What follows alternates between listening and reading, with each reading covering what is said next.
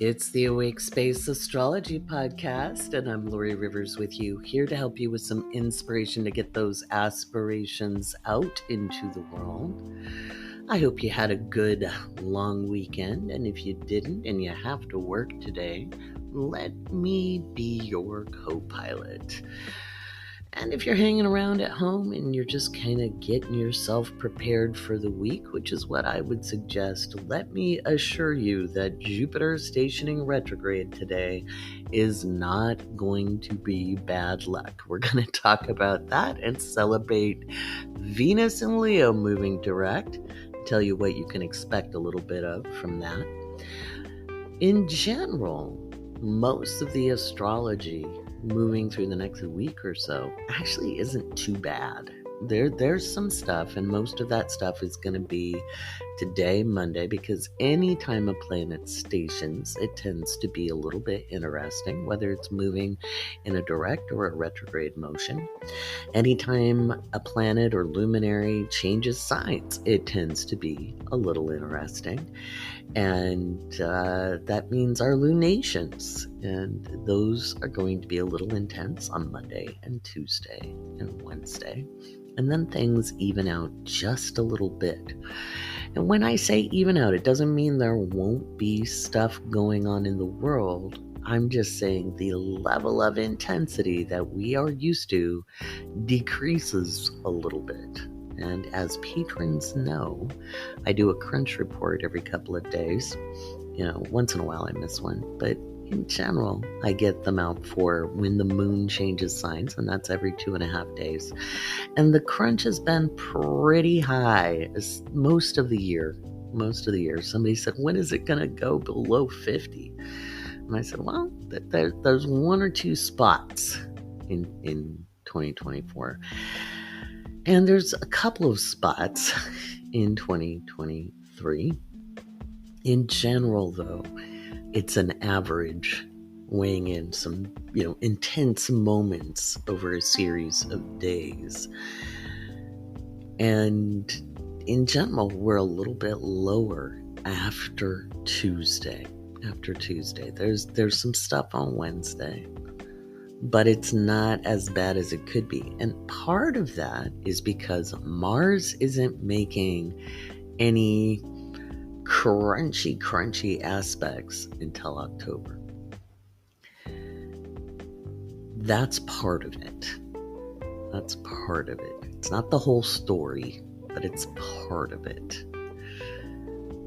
We also have a little bit of a window until the equinox. And that's why in the horoscopes, for those of you listening who get those, in your planner, I give you how to prep for the weather coming. Because around the equinox, which is September 23rd this year, we tend to see strange weather brew anyway. In fact, my grandfather was a lover of the sea, and he was very avid in his fishing. He was a commercial fisherman in the summer. It was kind of his retirement gig. In fact, his boat was named the Medicare II.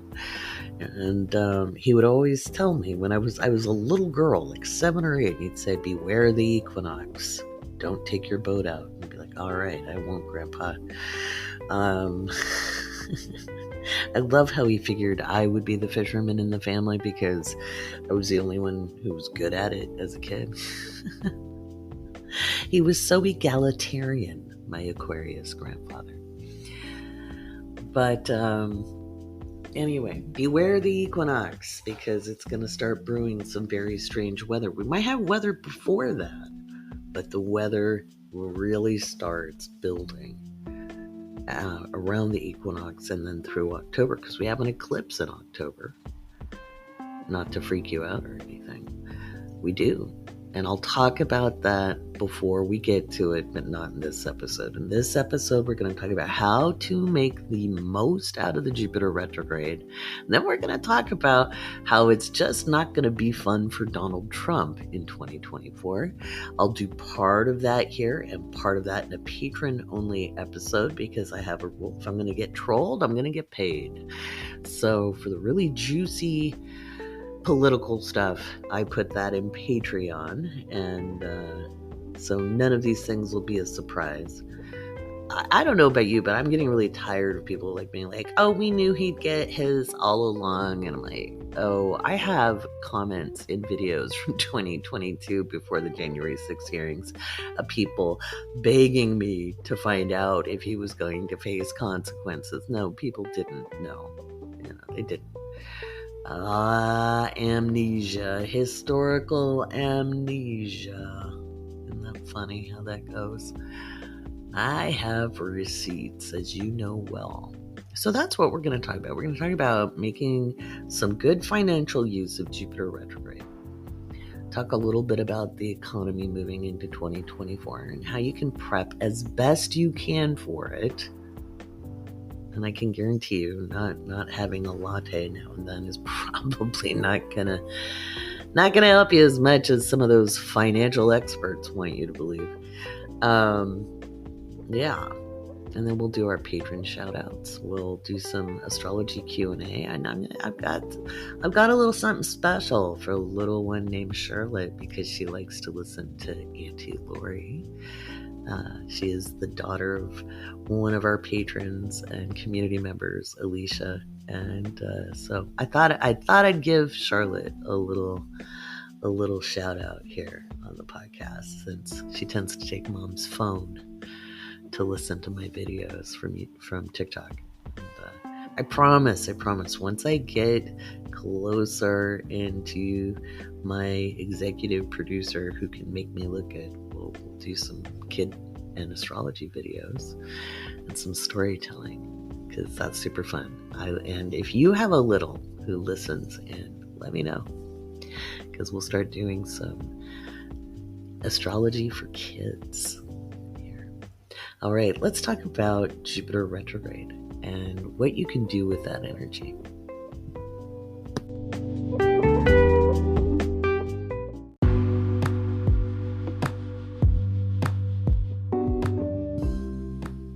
All right, by the time you guys listen to this podcast, Jupiter is retrograde.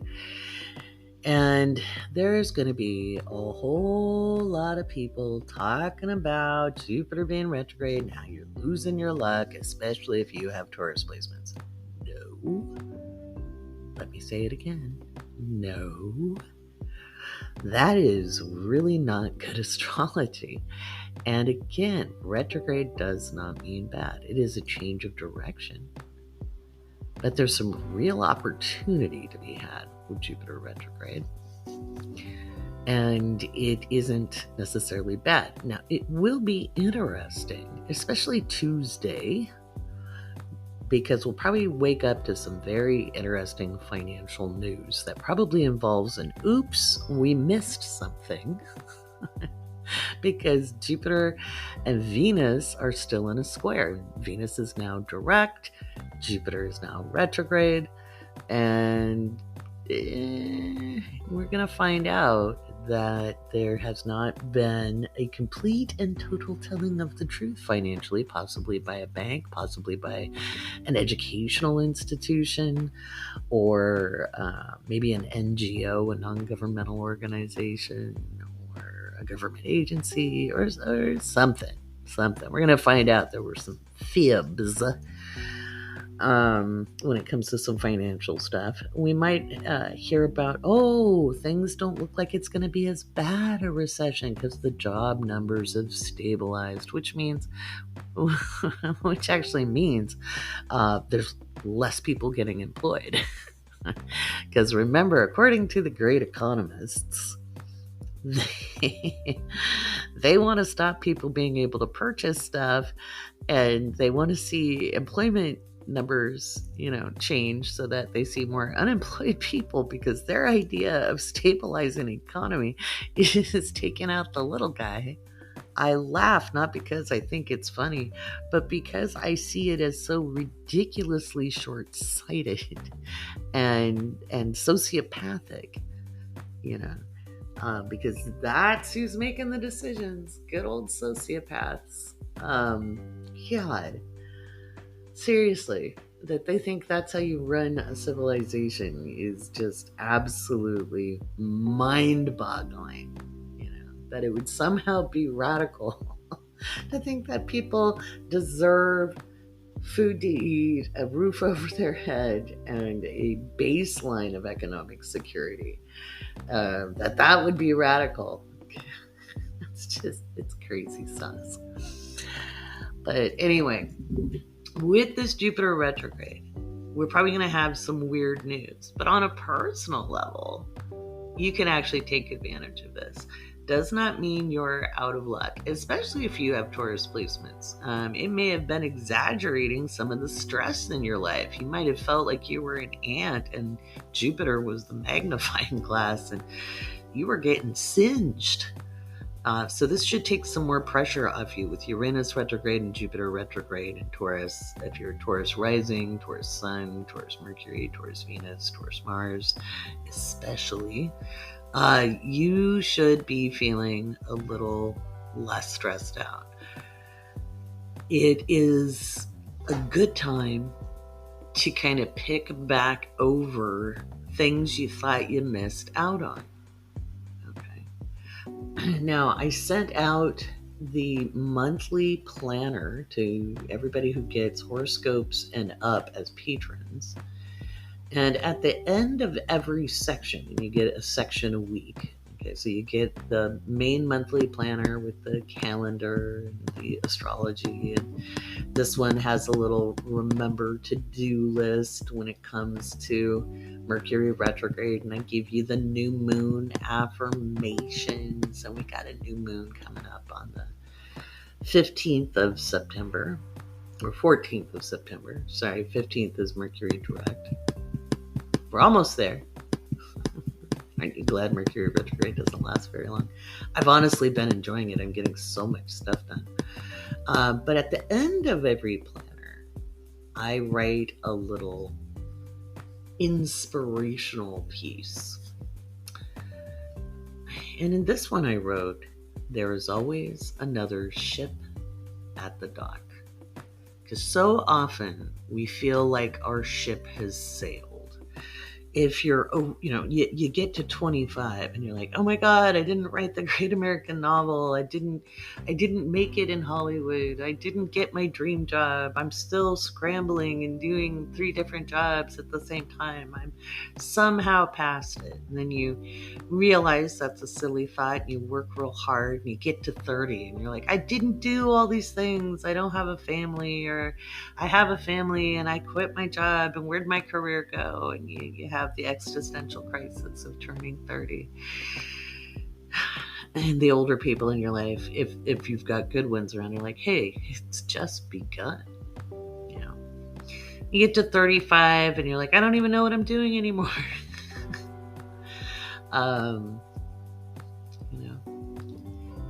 You think your ship has sailed. I remember when I was in my late 40s and I was helping my daughter move to LA, and she was like, Mom, you need to do these things. You need to get out there. You need to socialize. You need to network. And I was like, sweetie, I'm past my sell-by date. Can you imagine feeling that way? Maybe you do. I'm past my sell-by date. Because I was looking around me at the youth and the creativity, and what I wasn't accounting for was my experience and my talent. And I think we can all get worn down like that when we're looking at social expectations. And you're like, Laurie, geez, I thought you would have known better. I did know better. I'd studied a lot of things, but it doesn't mean that you don't get worn down sometimes. We're human. All of us. Me too. And sometimes we get tired. Sometimes we're worn down. And sometimes we get discouraged. And I was listening to an Abraham Hicks recording, and they were talking about, you think your ship has sailed, there's always another ship coming to the dock. And I was like, there's always another ship coming to the dock. And I thought about when I lived in Washington State has this ferry system. And when you're a tourist, it's super fun to go take the ferries, right? When I was a kid and we'd go visit my uncle who lived in Washington, it was always a treat to go on the super ferry. But once I moved to Washington, the novelty wore off pretty fast, because if you were a second on time, you missed the damn ferry. And it was a huge inconvenience. But unless you were there at the very end of the line, meaning that you had to wait till the next day, and even then, there was still another boat at the dock. And so I wrote this little blurb, and again, I do these every week, but I wrote this. It's easy to think that we've missed our chance to do something or reach a goal or meet our ambitions. Sometimes we fall prey to the news about the economy, or we listen to the people who don't have the same vision as we do. Or maybe we decide to be realistic and just walk by something that to others sounds too good to be true. In hindsight, we'll see that missed shot. But contrary to what Eminem said, you get more than one shot in life, in a lifetime. If you've ever taken a ferry, then you know the frustration of showing up at the dock just as the ferry loads the last car. If you haven't, trust me, it's frustrating. And yes, waiting for the next one is annoying, sometimes boring, and it's easy to be upset with yourself or whoever you feel made you late. But the reality is, there's always another one on the schedule, and you will get on in turn, and you will reach your destination. Just because one ship sails doesn't mean that's the end of the road. This week, a ship comes back to the dock, and I suggest you take the opportunity. There's a caveat to what I wrote there.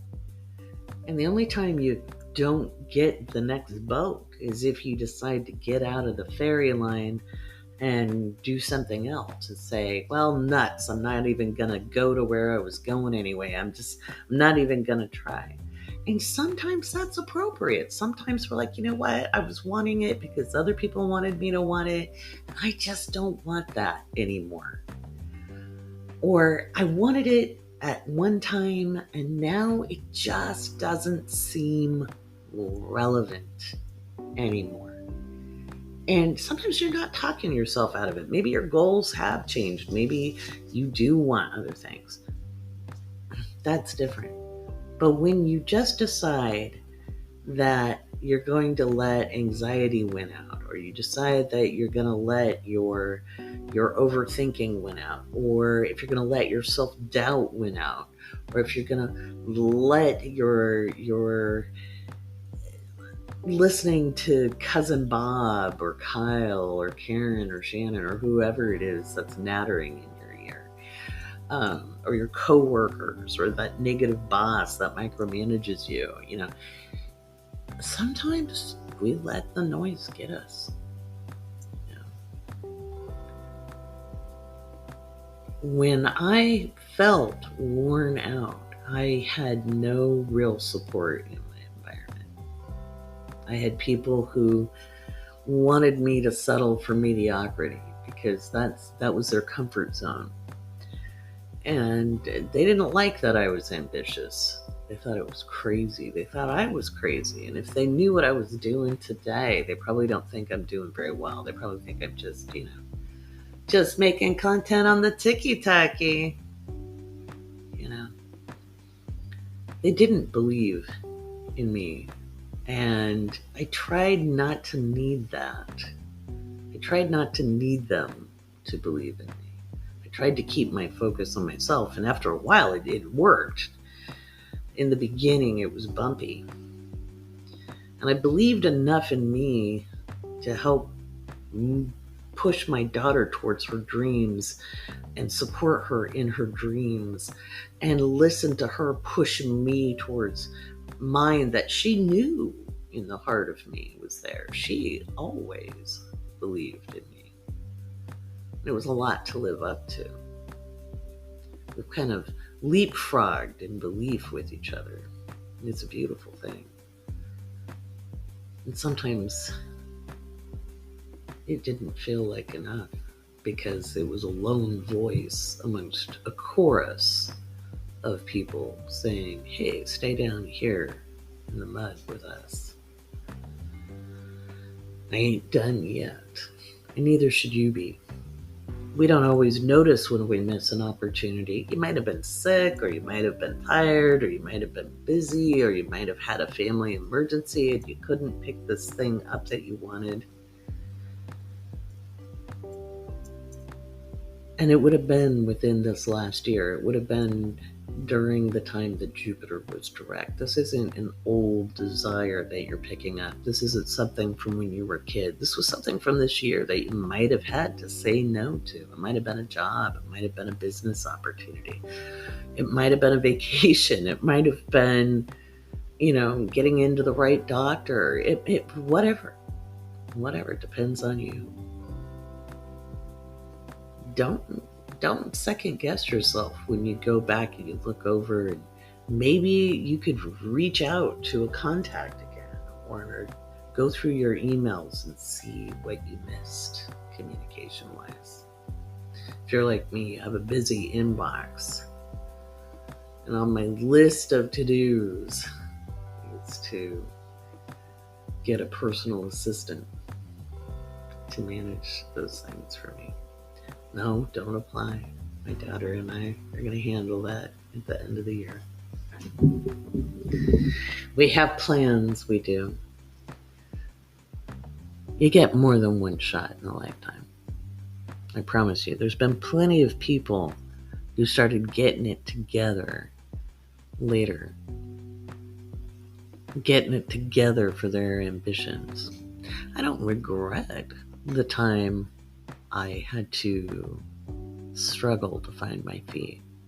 I don't regret the hiatus I had from ambition that I took to raise my kids. They were always my joy. It wasn't the raising of them. It always bothered me that people thought it was the kids that were the problem. What the problem was the lack of social support. Kids were my joy. Still are. And a lot of people had a problem with that. I don't understand that. I chose to have my children. I like who they are as people. I always have. They're pretty cool. They were cool then too. Even when they were snarky and even when they were poop heads, they were my joy. So you've had opportunities that you may have missed. You might have missed a detail or two, or you might have been really busy, or you might have been dealing with stuff. There might have been weather that got in the way. There could have been a lot of things. It could be something fun. It doesn't even mean it has to be financial.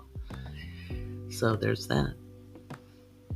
Jupiter stays retrograde for a couple of months. It's like 4 months. And it gives us the opportunity to go back over old ground. Go glean the field, so to speak. Go look for lost treasure, missed opportunities. Also a time to kind of go back over where we're leaving money on the table, especially since Jupiter is in Taurus. So I know you're going to hear so much about cutting out the lattes, especially in pumpkin spice season.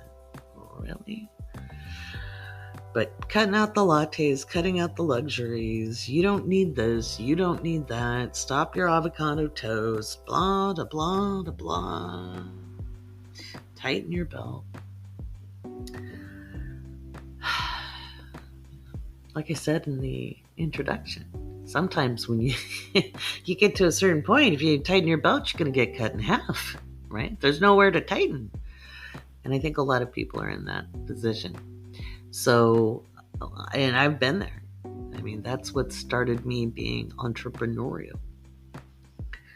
not because I was going to like it. I had a lot of beliefs I had to like retool and refashion around business, because like a lot of people, business was a dirty word to me. Now that I've reshaped it and owned it and realized, my idea of business was one way business gets done, but I like the way I do business. When I realized it could be something that was fun and not just this weird kind of hustle or dog eat dog competition, then once I had that figured out, life was great. It took me a while. That did not come naturally. That took a lot of work. I think that took me about 10 years to kind of get over. But I know how to help people with that. I was stubborn the first 5 years. The second 5 years, I plowed through it. And you're like, boy, that's a long time, Laurie. And I'm like, you know what? What are you going to do? You're born and you die. You live in between. Why wouldn't you explore and learn and do trial and error? And, I chose the time my kids were being raised because that was the best opportunity. I wasn't going anywhere. So I might as well use that time to learn and grow as a person. And yes, it took time because I was doing a whole lot of other things. But you know it, if you're homeschooling and raising kids and being involved in the community, it's a lot. It's a lot. Especially when people think you don't really do anything all day. It's like, oh yeah, I do nothing. Oh God. Anyway, the good old days. They do not exist. Life is good now though. So if you want to not have to cut yourself in half, you got to look at where you're leaving money on the table. And there's a lot of things you do that can be monetized. You can go through your closet. You could sell some clothes if you're a clothes horse. You could do garage sailing and flip stuff, in a marketplace or eBay. You could sell what you know. I started out in business like everybody. I started selling things I made. And after a while, I realized if I was going to do well at it financially, I had to either create a production model or sacrifice my originality. And I didn't want to do that. And so I started looking into information and teaching. And that suited me much better because, funny enough, I have Sagittarius on the second house. How am I going to attract resources? Through my knowledge, which is why all that trial and error was really good. If you look at your second house, regardless of what sign it's in, it's going to let you know how you attract resources in. And one of the resources we attract in is money. But in order to do that, you have to massage your self-esteem and understand your worth and your value. I don't want to hear that, but I have Saturn there, or I have Pluto there. If you have Saturn in the second house, you are masterful at creating systems to earn income. If you have Pluto in the second house, you are like the MacGyver of finances. Okay. You are resilient AF if you have that natal placement. Okay. I don't want to hear it. Okay. Stop listening to the people who constantly tell you a hard luck story through astrology and give you reasons to not ever try something new and understand your value. Oh, well, I have these planets there, so I'm screwed. I'm not even going to bother. That is self-oppression. Don't do it. Okay. Can that interpretation be true? Yeah, if you let it. If you let it. It doesn't have to be true. There's another way that energy expresses. Does it automatically change the minute you get told that? Like, is there gonna be a magic shift after listening to this podcast? Probably not. It takes a minute to repolarize that energy, or to, give it some CPR in the right direction. It takes time and practice. I know everybody wants just add water a la peanut butter sandwiches. We've got magic. But sometimes things take time. That's just how it is. That doesn't have to take that long, right? One of the first things you've got to shift, though, is your mindset. You got to believe, like, okay, I missed that opportunity, but did I miss it for good? I don't know. Let me explore that. That is also a Jupiterian theme. Let me explore it. Let me go find out. Maybe I can get this done. Maybe I can give another shot at it, right? Maybe I can try again. Just like you didn't walk the first time you tried as a baby, right? You took a step, you fell on your butt. You took a step, you fell on your butt. You crawled for a minute because it felt safer, and then you tried it again. Look at you, you're doing it, right?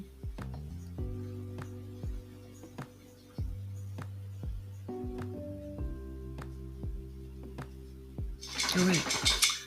Oh, there's a Malcolm shaking it off. Be like Malcolm, shake it off. I put in the horoscope planner some ways you can get ready for winter. I would use this retrograde period very much so to get ready for winter, because it's going to be an interesting one. Is it going to be a cold one? Yeah, northeast of the Rockies, probably. Southeast is probably going to be weird weather. You might dip down. Texas, man, I'd be getting ready now. I think you're going to start getting some strange weather starting, maybe even late October. I don't think you're going to freeze necessarily in late October, but I think it's going to be weird, right? And it's going to be wet and strange and humid in the Southwest. I think we're going to get more of what we've been seeing, even though it is monsoon season. I think it'll be protracted. There's lots of things to be on the lookout for. And with Mars in Libra, we will see more strange weather brewing. It's just going to either bring in high winds or move in storm fronts that cycle. It's going to be strange, especially towards, after the equinox, around the equinox, after the equinox, and into that full moon. So use Jupiter to find missed opportunities. All right. I don't want to run out of my recording time here on the Spotify for Podcasters app, which is pretty convenient to use, but I can record in 30-minute segments here on the browser. It's just easier for me to record this way. When I use Zoom, it's just like all one thing, which you get in your patron-only podcast. It's a little different audio file. That's why there's no music under it, because I record it after I record the podcast, and it's 2:13 a.m. right now. So let me get to some patron shout-outs. And don't not listen. There's good stuff in there too. And then we'll talk about Trump in the spring of 2024. And we'll do some astrology Q&A at the end.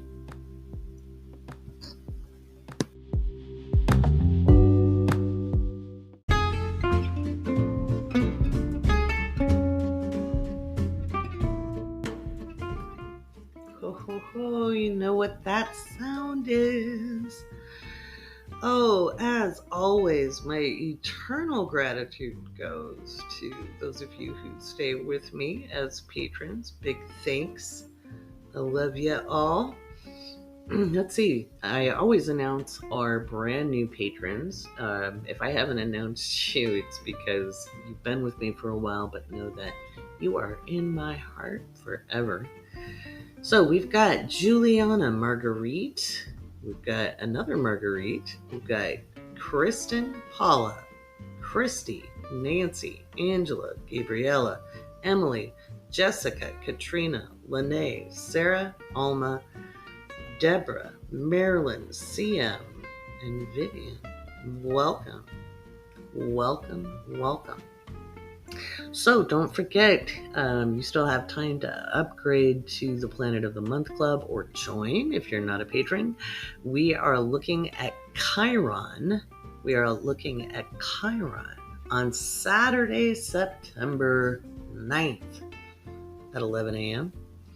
That is going to be a really, really good workshop, guys. I've already assigned the reading material. Now you get the Chiron guide if you're a patron already. And if you haven't read through my ebook, you really, really should. Because it really helps put Chiron into perspective. But I'm going to dig a little deeper as well in the workshop. And I think you'll find that fun. It'll keep us active and engaged all through September. And then we move forward in October with Uranus. How appropriate for spooky season. So remember, you get special discounts on the Saturn workshop Beyond the Saturn Return, the Saturn Cycle, Understanding Life Cycles. You don't have to understand a lot about astrology to get a lot out of this class coming up. We're talking about the 7-year increments of the Saturn cycle. Patrons get different discounts depending on your tier, from the 5 to 22 tier, I believe. Don't quote me on this. Go check in Patreon. If you'll see the announcement in your tiers. Go through the posts. All right, they're from last week, or the week before. Anyway, go look. I'm the absent-minded professor. Mercury is retrograde. Go check it out because it's big savings. I think it's Planet of the Month Club, and get the course for $33. And the tiers from the horoscopes to mystery school, I believe, get it for $100 off. $100, so it's only $77. Well worth it, my friends. And then, yeah. Alrighty, guys. You also have your Labor Day savings, so make sure you take use of those as well. Go into the Patreon to get those. All right. Coming up next, we're going to talk about Donald Trump's misfortune of being a turkey and not taking that January trial date, because there ain't nothing good for him this spring.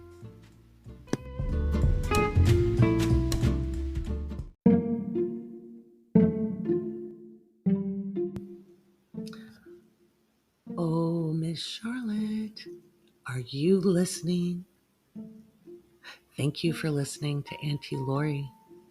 And if you're a little, or a big little, a kid who listens to the podcast, I want to thank you too. I hope you find it interesting. I try to be very mindful that you're listening. And I hope you enjoy it.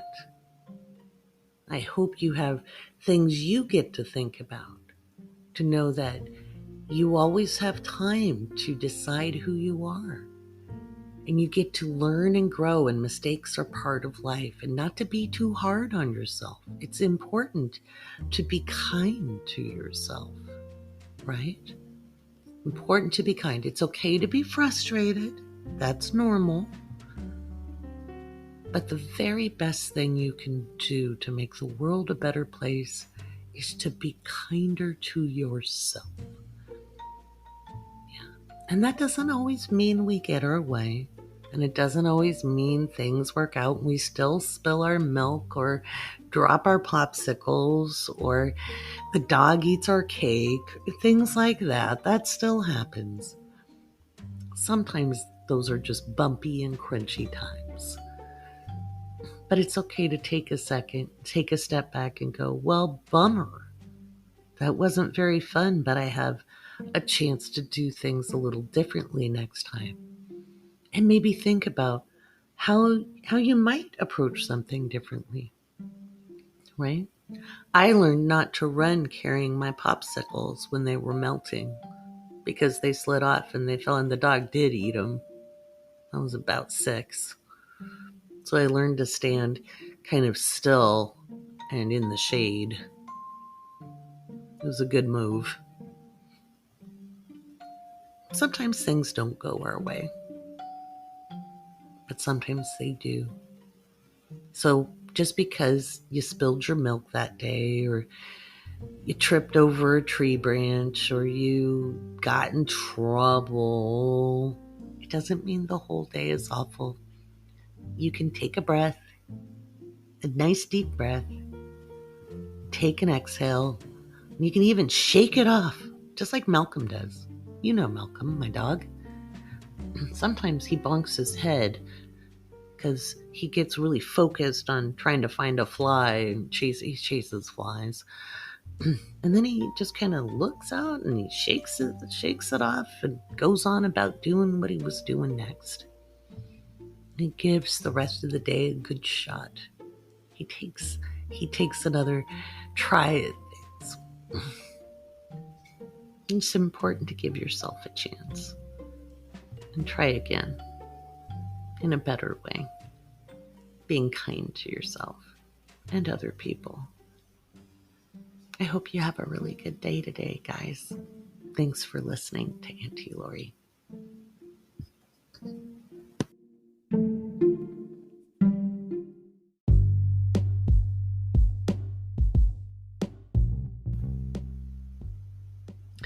Wouldn't the world be a better place if we were all just a little kinder to ourselves? We wouldn't need to do dominance and control. I'm not convinced it is the default setting for humans. I think we've enculturated it so that people think that might makes right. Been watching the debacle of Burning Man, and I'll talk a little bit more about that at the end of the podcast. And, I'm betting there's a whole lot of people there who wouldn't be Trumpers and would think they'd have nothing in common with him. And yet they're single-minded. I want to do it. It's my right. I want to. It's the very same attitude that good old Donnie has. It's really interesting to watch that selfish attachment to I want it and I'm going to take it. You'd be like, Laurie, how could those things have anything in common? They have a lot in common. A lot in common. Because that's a really fragile ecosystem. There was a warning it would rain. It was a known factor. They did it anyway. Because damn the consequences. They'll be tough and self-reliant or artistic and free in their expression. And now they face consequences. And some are upset that there are people saying, well, none of us are consequence-free. None of us are consequence-free. And as much as we do need to be kind to ourselves, avarice and greed is not kindness to self or other. And there are consequences to that. Speaking of consequences, good old Donnie should have taken the January trial date because March is not a good month for him at all. April's even worse. I know. On the app formerly known as Twitter, there are a bunch of astrologers, and even on TikTok, who keep claiming, for sure, this man will be president again, and I am holding firm with my... he will never be president again. Never. And if you're a patron, then in past patron-only podcasts, I've said, I'm not sure he'll live to see jail. And I thought it was interesting that Tucker Carlson is already laying the groundwork groundwork for an assassination attempt. And it was funny because I was like, I don't think he has the guts to kill himself. But, and I can't remember which patron only podcast I said that in. There's a couple. But I was like, it almost looks like he's going to hire a hitman to do himself in. And there goes Tucker laying the groundwork, in I heard about it. And I was like, oh, there it is. There it is. You're getting some foreshadowing in this really poorly written play called Donald Trump's Life and the Consequences in Our Country. So March 4th at 9:30 a.m. in Washington, D.C., Donald Trump will be starting the trial for the shenanigans and insurrection and at the very least sedition in Washington, D.C. on January 6th of 2021. And it's probably not going to go well for him. I've told you guys already, and if you're patrons, you already know this, and I've talked about this on other podcasts. He's going to lose all of his allies. He doesn't end up with a single ally. And it's somewhat amusing to me. I get schadenfreude out of his misfortune. Can't help it. Don't feel bad for him. Because, when you have consistently treated people poorly, because your self-esteem is so truly low. I know you guys think he thinks so highly of himself, but there is something there where he's just like, I'm sure his dad was, I know he was close to him, but there's a cruelty there, an association, a weakness there. And it's just, it's not cool, So hang on, I'm looking at the transits here. Trying to get to it. I know I took screenshots of those dates and times. But yeah, so good old Donnie is going to be reaping some really interesting consequences. And it's going to be weird between now and then too. But most spectacularly, and this cracks me up beyond anything, is is not only is his hearing expected the last 4 to 6 weeks, but 4 weeks from the start is the Great Eclipse. 4 weeks from the start is the Great Eclipse. And it's visible, folks. And what have I told you about eclipses? If you're new, you can go back and listen to a lot of episodes. I make an episode a week without fail. And eclipses are not malefic unless they're visible. And they're not really malefic to you as an individual unless you've held a position of actual leadership. And we're talking about, president, CEO, but I guess maybe head of the PTA might be it. But not always. It really seriously would be, somebody who held global significance. And so whether we like it or not, he was an elected leader and he is facing consequences. And remember, he did look at the eclipse in 2017, which that doesn't bode well either. But he's kind of in for it. So good old Donnie is dealing with some pretty serious stuff going on. So the eclipse is going to hit him in the 8th house and in his natal chart. It's going to hit him in the natal in the 8th. There's a whole lot hitting him there. It's just like he's got a conga line of transits hitting him in the 8th. I'll go through the astrology in the patron only episode in more detail. That's right. I do a part 2, guys, and so that part 2 is I'm gonna give you the deets on the Donnie and the January 6th trial. That takes place starting March 4th, and it's expected to last 4 to 6 weeks. It might last longer. The other thing we're looking at, besides the eclipse, if that was not bad enough, which, by the way, it is at, I believe it's at 17 degrees of Aries. Or 16 and some change, I believe. It's going to, I couldn't find my chart. I'll run down the exactness in the patron only. But it's squaring off with his Venus and his Saturn. It's squaring off with his Venus and his Saturn. Because his Saturn is at 23 degrees of Cancer.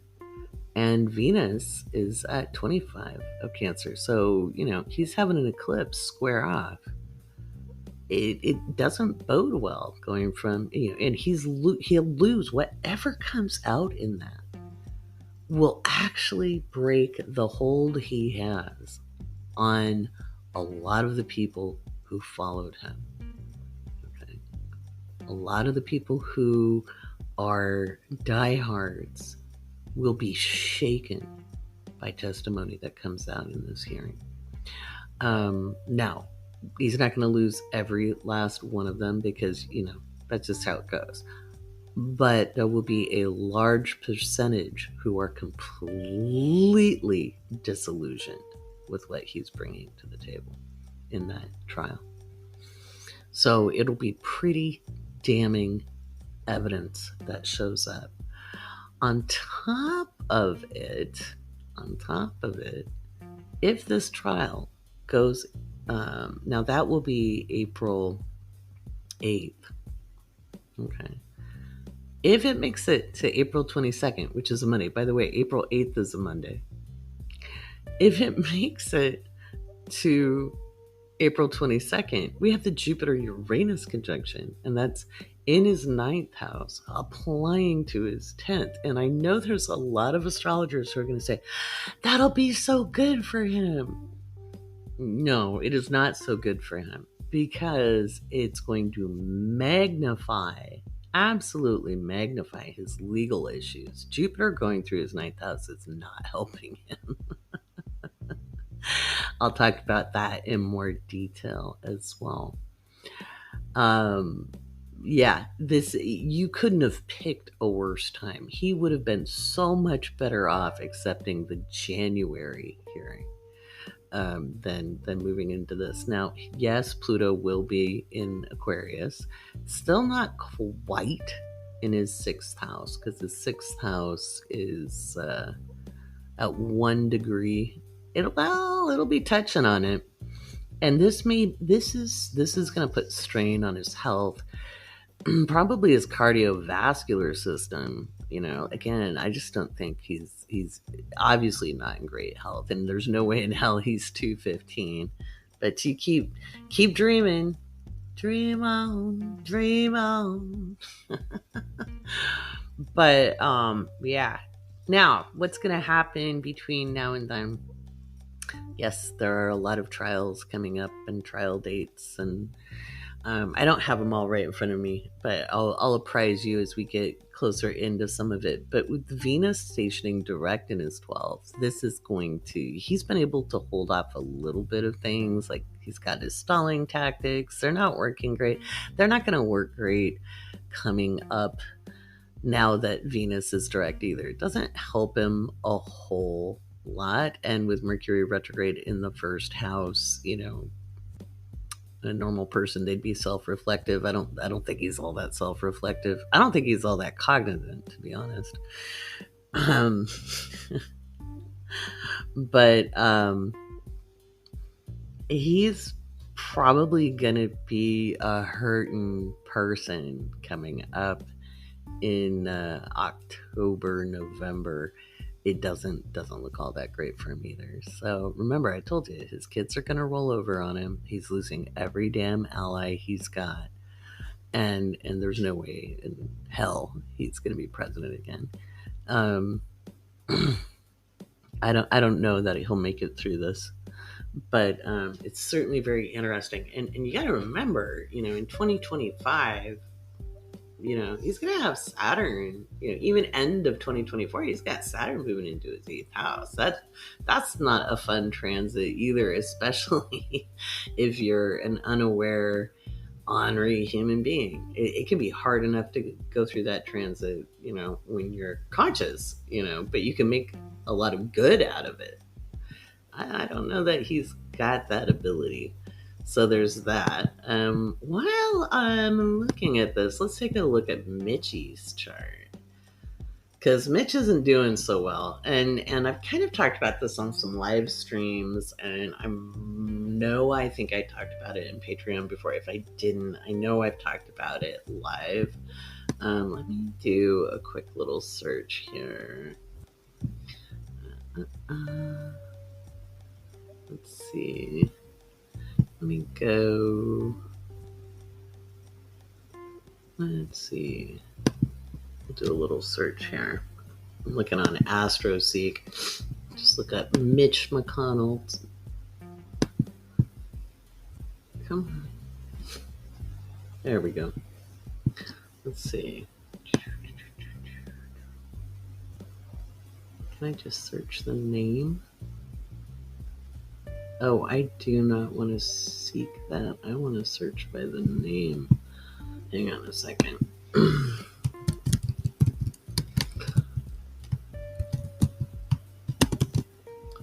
Mitch McConnell.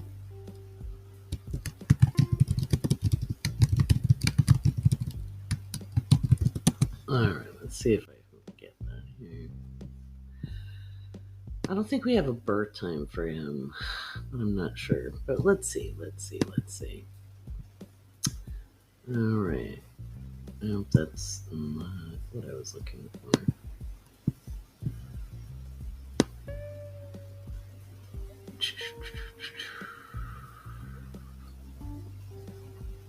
Hold on.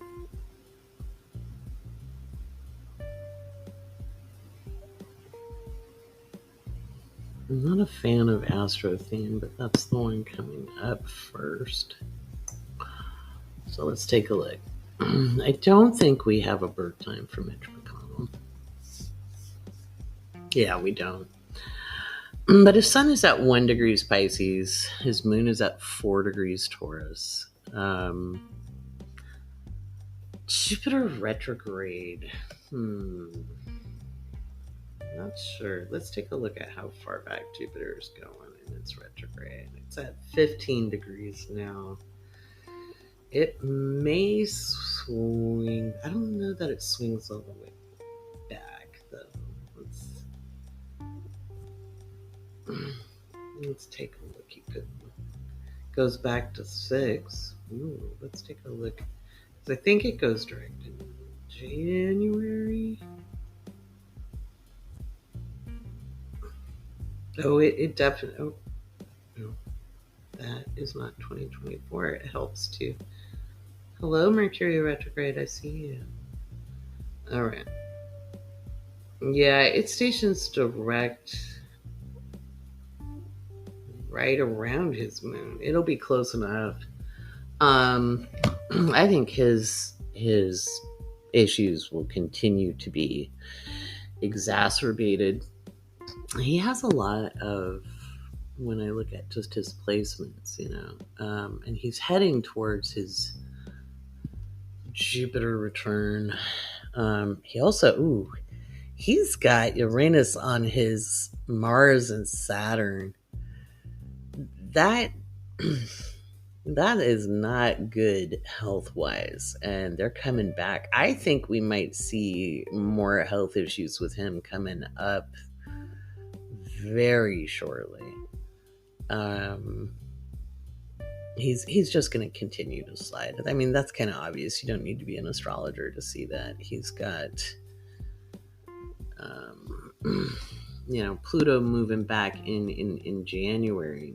Pluto moving back into Aquarius isn't going to help, and it's once it's within orb of his Venus when it's in Aquarius, so that's some health issues as well. And he's got, boy, the sun will be on his north node soon, too. So, I don't know. It's really sad that we've got, and again, I'm not a fan of his. Yeah, the sun's going to be on his north node in just a couple days. Not very long. Um, it's really sad, and I'm not a fan of his. I think he's been a vile human being. But it's really sad that we've got people with obvious health matters who really shouldn't be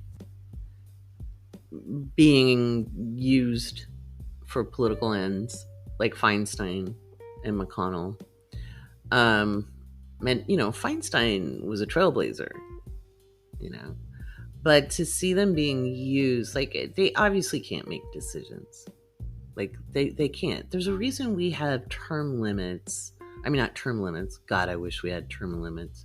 There's a reason we have an age limit for running for office, because people need to have a little bit of experience under their belt. They need to have had, some qualifications of some kind. You'd hope. I mean, obviously MTG is an exception. Bobert, boy, did the people who wrote that Constitution not fill it out enough as far as what qualifies you.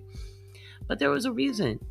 We were like, hey, you kind of need to be past that Saturn return. Because, by the way, quite a few of those people understood astrological timing. Not all, but there were quite a few.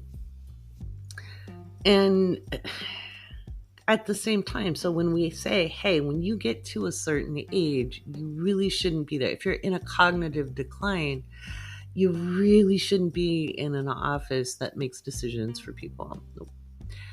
And people be like, that's ageist. And it's not ageist. It's not. It's not about the age. It's about the cognitive ability. And you do not have that same cognitive ability in general after a certain age. That's why we have retirement ages. And the whole goal is you work during your working life, and then you have the quieter time of life, or the time you're doing other things that you enjoy. That many people, I mean, the report that came out, there was a leak that there are so many people in Congress, okay, both the House and the Senate, on dementia medication.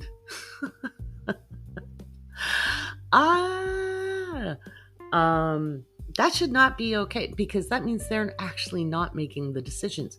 So it begs the question, and this is the question we don't hear. We keep hearing, oh, at their age, should they? And it's like, no. Why are we not hearing who is making the decisions then? If they cannot make a decision because they have dementia, who is? Who is it? Is it the lobbyists? Obviously. Who is making that decision? Is not good. It's not good at all. So, yeah, I think we're going to see more health issues. But I think,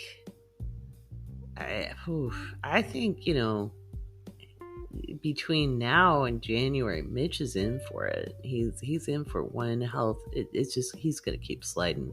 And he's probably been having a lot of things go on for quite some time, and it just wasn't publicized. I mean, remember his black hand? He's more than just another evil villain, my friends. But regardless of a party, there's too many people who, one, cannot make relevant decisions about where we're at. And before you say, what about Biden? I think Biden's too old to be in office too. And while we're looking, I'm concerned about his health. He's made it through some pretty gnarly transits, not gonna lie. Let me grab Biden's chart. Let's see. He's made it through some pretty gnarly stuff, but ugh. And again, I'm not an entirely huge fan of Biden. he was the better alternative, you know. Um,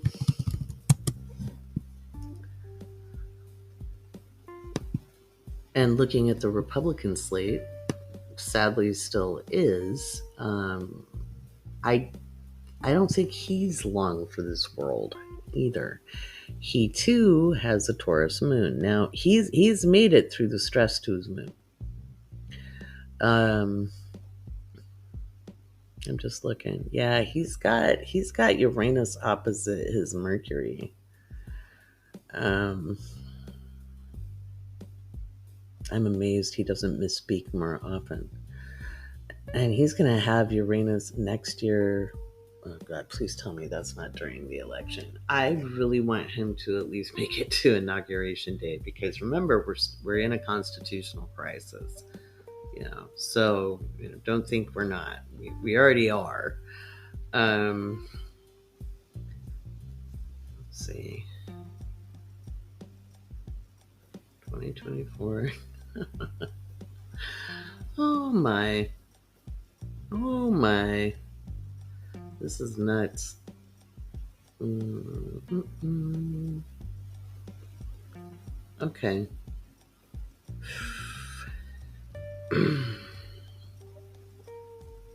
I think he makes it to Inauguration Day at the least. So that's pretty good. 2025 might be. Oh wait, 2025 would be Inauguration Day.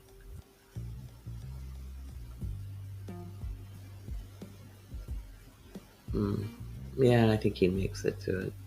That gives me a little bit of relief. The end of 2025 may not be so great, or early 2026. There's a lot of upheaval there, and that may come from a leader passing. It could happen. I don't think that should be a shock to anybody. You know, our Constitution covers that, though. I don't know why people worry about, like, oh my God, the vice president will assume. But we really need to make sure we've got a handle on the House, and not just electing somebody because, oh, I know this candidate. They've always been the representative. That is not a good thing. Find a progressive candidate, or somebody, not just somebody who gives mouth music, but like really look them up, and then support the people who are doing. Because every House seat is up, right? In 2024. So that's what it looks like, guys. That's what it looks like. It's a wild and woolly year. I'll be doing more of Donnie's astrology for patrons in part 2. You can check that out on Patreon. That's right. I'll put the link for that in the description here. Hopefully, I'll remember. But yeah, you can also search on Spotify, because it's available on Spotify as the patron-only Awake Space podcast. And so you can do a little search on that. It will be identifiable through the cover art. All right, let's do some astrology Q&A and talk about what some people call white women's spirituality, but white dudes do it too. And it's very much a byproduct of colonialism, even if people think they're liberal. And how it really isn't any different than some greedy person just taking what they want. And so we'll talk about that coming up next.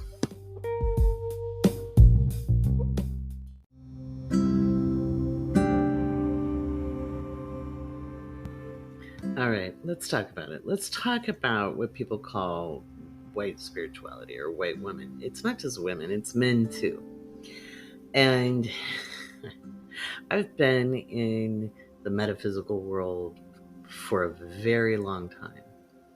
And one of the reasons I rejected it as a teenager was because of what they called seekers, or the people, the old hippies, because you'd meet some dude or chick, or however they presented, and they would be wearing an African print or Native American garb, and pretending to be something they weren't. They would assume an indigenous name or a name from another culture because they were seeking, and they were taking. It is a post-colonial behavior, and in this guise of connecting to the universe, and these people will do things like take ayahuasca, and is it everybody that takes ayahuasca? No, I'm talking about a very specific group of people. um, there are those who do it properly and go to an indigenous person who that's what they do, and that's a different story. But I used to just run screaming from this, and it made it very hard to have this calling to be in metaphysics and then trying to find good resources, including the books. Because there'd be somebody, the Cherokee princess stories, right? Where somebody's like, my great grandmother was a Cherokee princess, and no, that wasn't it. And even if they were, if you weren't raised in the traditions, if you wanted to go back and learn, and you were adopted in, and you went through proper channels, but just by making the claim, it's just a dicey path. And I get the fascination, and there's a difference between cultural exchange and cultural appropriation. Okay. And cultural exchange is where you have an honest exchange between people from two different cultures. And cultural appropriation is saying, I like it, I'm taking it. I want it, I'm taking it. And that is down to the dominance and control of patriarchy. And I don't care if you're a woman or a man or them. I don't care. It's not okay to just be like, I want it, I'm taking it. And then at the same time going, hey, I'm gonna become one with the universe. If you could be one with the universe and not destroy an ecosystem, a fragile ecosystem at that. You can be one with the universe, just sitting in meditation. You don't have to ingest things. The idea that you have to take a psychedelic to learn empathy, that's a problem. That is a problem. That is a problem that is not discussed enough. And so I look at what's going on in Burning Man, and I'm like, this is why people don't like us. This is why it's hard to hold credibility. Because I'm sure there's a ton of people running around talking like they know astrology. There might even be some people who are decent astrologers there. Because astrology isn't necessarily a spiritual practice. It can be included in them. It's not inherently, it's a system of understanding, a field of study. But gosh, it's so indicative. And recently I had this reminder in the month of August. I had this reminder because I ran into the messy bun man with no shirt on, who had assumed another name, and it has people fawning all over them for, their community vision. And the minute I met them, I knew. I just knew. And in fact, it really kind of shocked Casey because she was present with me. And she was just like, oh, you didn't like that person? I'm like, no. No, I've been around and I can feel it. And I know the drama that comes down with us. And I know that it is not a healthy or appropriation. And it's sad that our own when I say our own, Western European traditions were wiped out by the Roman Catholic Church, over 1,000 years ago, in a lot of cases. Scandinavia was the holdout, you know. Some of those traditions were kept alive in folk magic. Magic itself, doing witchcraft wasn't necessarily a religious practice, but some of the old beliefs got tucked inside of there. And there are resurgences in different groups. And those walk a slippery slope too, because they've been used by the alt-right and have for quite some time. In the 19th century was really a Kickstarter for that. And so it can make it hard. So I can't blame people for being very skeptical of those of us who are metaphysicians when you have these kinds of shenanigans. And these tend to get the press because it tends to be people who dress up in cosplay in some way, shape, or form because of radical self-expression. And I'm like, I'm all for self-expression. But if you're cosplaying, if you're putting on a mantle, if you're wearing a costume, are you really authentically expressing yourself, or are you putting on a show? And maybe that's authentic to you. I don't know. I'm not there. I don't know what's authentic to you. But it can make it really hard for people like myself, where I like t-shirts and jeans, Sometimes I like to wear leggings and a tunic. Sometimes I like to wear a velvet duster, and all of my jewelry is stuff I like to wear, I don't wear stuff I don't like to wear. I'm way too neurospacey to put on things I don't like. But I don't know.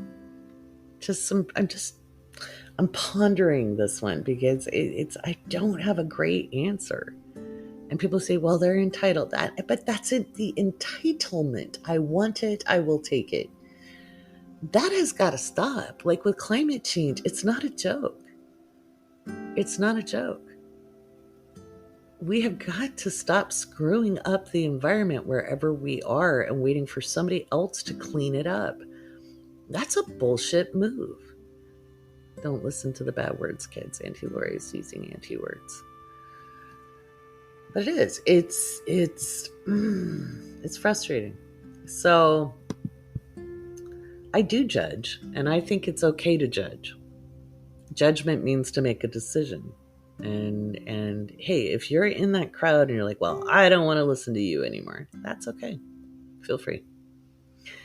I think there are ways to blend our spiritual and physical reality in ethical ways. And I think if we're going to be mindful, I think maybe it's a good idea to do some self-checks. Just saying. Pardon a heavy Saturn in my chart.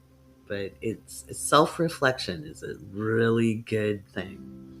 So, by the way, I'm wondering how the weather is going to be tomorrow when the moon in Taurus is hanging out with Jupiter and Uranus. That should be interesting, especially as the moon is square Venus.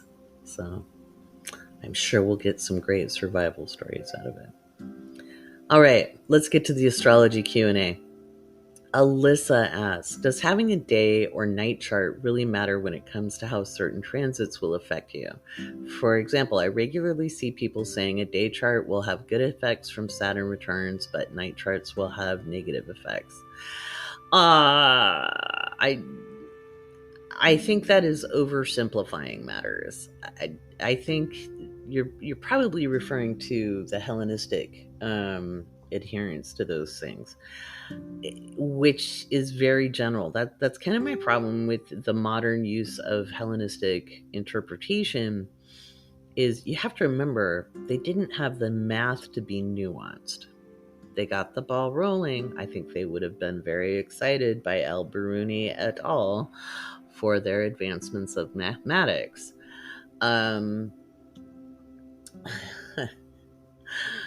But I think it's an oversimplification. I think every single person has their own unique experience. And speaking of Saturn, hey, I'm teaching a workshop next Sunday, the 10th, on the Saturn cycle and understanding that.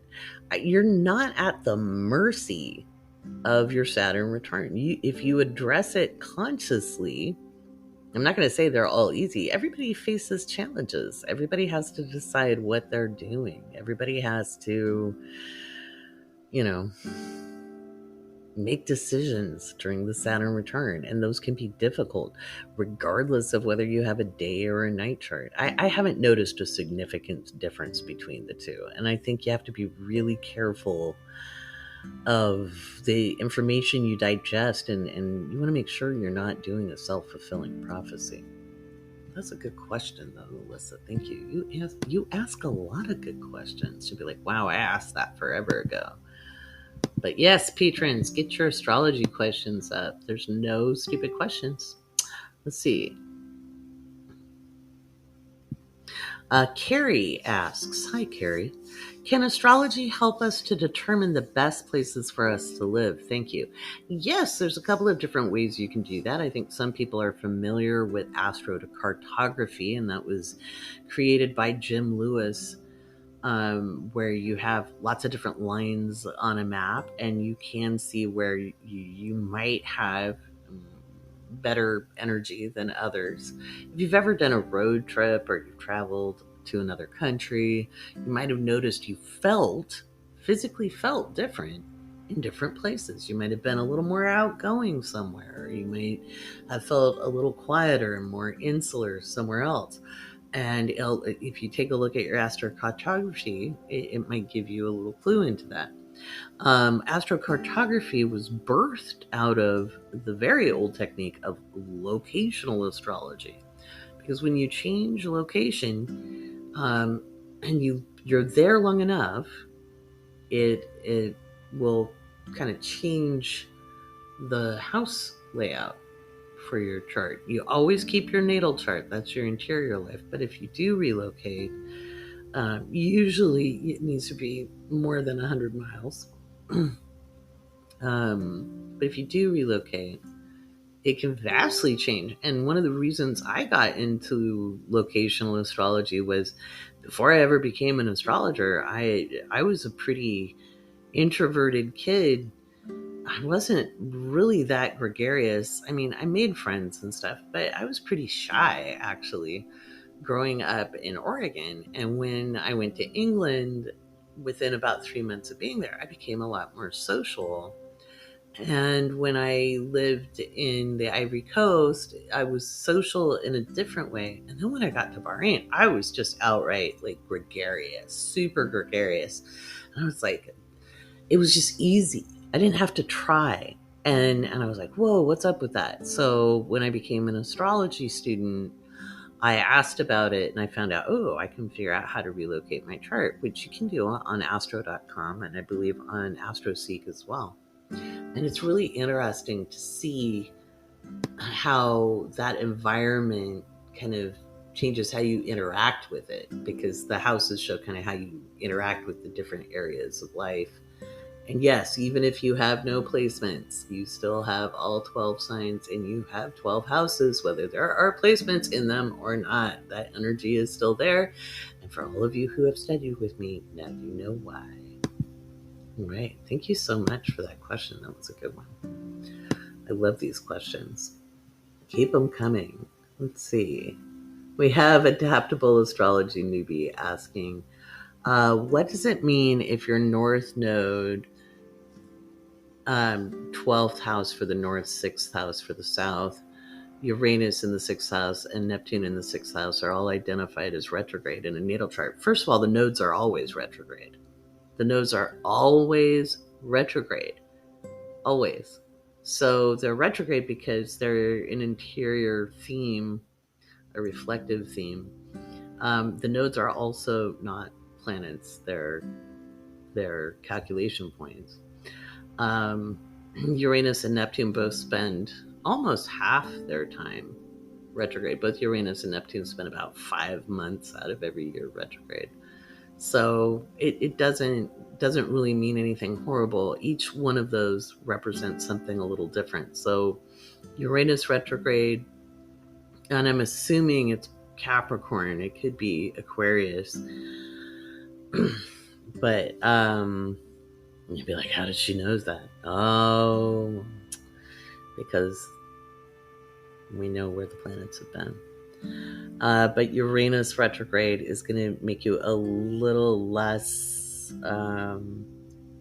disruptive in some ways. You probably prefer a little more proven pathway, and you probably are inspired through a little more orderly process.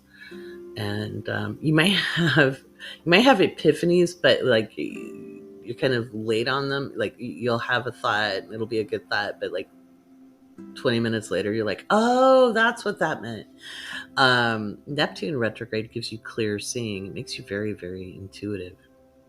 So it's Neptune direct gives you a really strong sensing ability. Like you'll be like, I feel these things. Whereas Neptune retrograde gives you very, very clear knowing.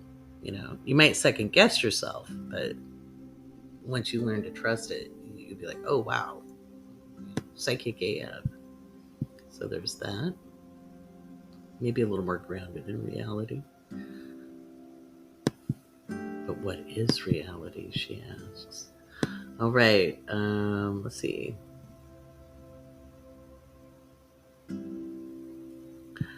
Oh, I answered that one before. Let's get that out of the mix. We're getting the list down. I'll do some more patron-only ones. I'm going to answer one more.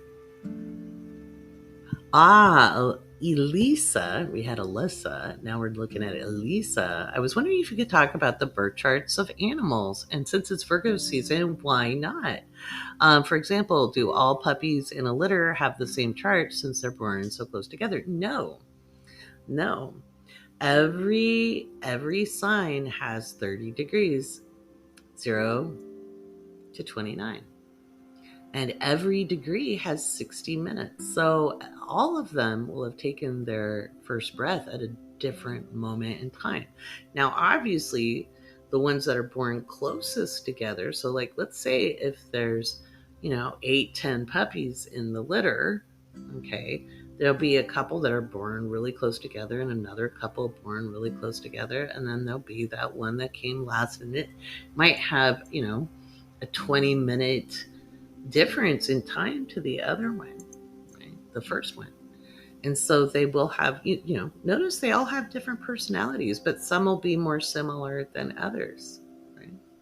And that's because they have different charts. And remember, energy expresses in a spectrum, even in animals.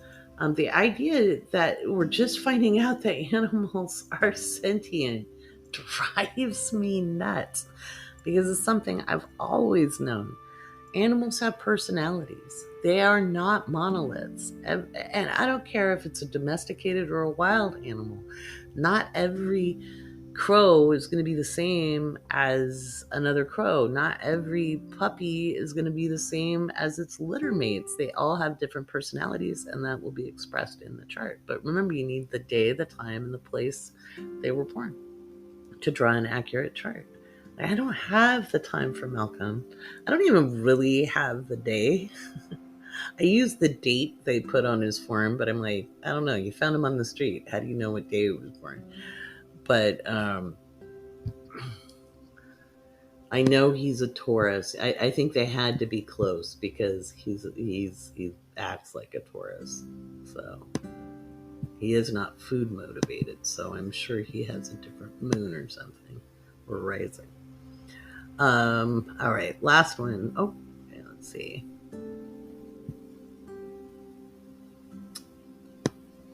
All right, I've already answered that one as well. So let's get to this one. And remember, you guys, if you're patrons, please send them in.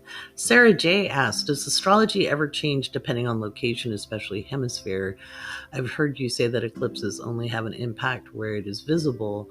Are there other similar rules of thumb about how transits are impacted by location, or whether it's night or day, or does the transit have the same impact on the entire globe? Um, that is a complex answer. So, astrology itself, again, is a system. So, I'm assuming you mean by like, does the meaning differ? Does the interpretation differ? Um, there are certain things that need to be visible to have an impact, like a comet or an eclipse. Those have to be visible to have the impact that people describe for that particular event. Those are celestial events. Transits, like when Mars is in Libra, well, Mars in Libra impacts everybody on the planet, or reflects the impact of the need, or the search for justice, or the search for fairness, or weighing and measuring, of the need to make decisions, the need to collaborate, the need to work together, that's going to be everywhere. Now, how that manifests, so like when I'm looking at a chart, when I'm giving a prediction for the weather, and I start giving directions, like, okay, in the southeast it's going to be like this, and in the northwest it's going to be like this, and in the Asia Pacific region, those, I'm not necessarily drawing charts for those regions, but I'd be even more accurate if I did. I just don't have time. So I do directional, and it's a little complex to explain here on the podcast, but it'll vary. It's not so much the day or the night chart. It's directional. There's a whole lot of things. So there are no rules of thumb in that. There's some really complex calculations we do to look at it. But I honestly am not a big fan of it's a day chart, it's a night chart, and this will be malefic if that's happening. I think you have to remember, when the Greeks were coming up with this, they didn't have a wide expanse of travel. They didn't, they hadn't circumnavigated the globe. And they hadn't done it north to south even. I don't think there's been enough research on how things work in the southern hemisphere as far as astrology goes. But I was taught by an Australian gentleman. He was my first teacher, good old William.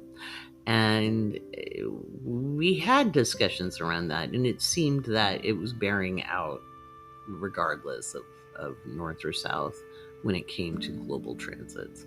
It just, obviously you have a different climate. Obviously you have, so there's going to be things within a theme that arrives, if that makes sense. But I hope that answered the question really well. For more astrology Q&A and even more details about good old Donnie, you can go to the Patreon / the Awake Space and check out the patron-only podcast, or you can hear it here on Spotify. I'm Laurie Rivers, and it's a pleasure speaking with you.